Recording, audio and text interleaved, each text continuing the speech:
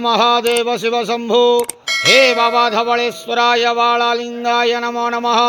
दीपं यदि परं ब्रह्म दीपं यदि जनार्दनः दीपहरत मे पापो पूजा दीप नमस्तुते।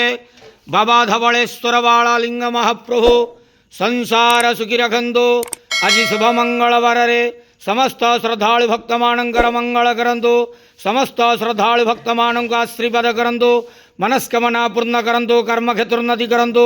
ग्रहरिष्ट खंडन करंतु। जगतर मंगल करंतु। विश्वर कल्याण करंतु। आपणकर नाम विख्यात करंतु।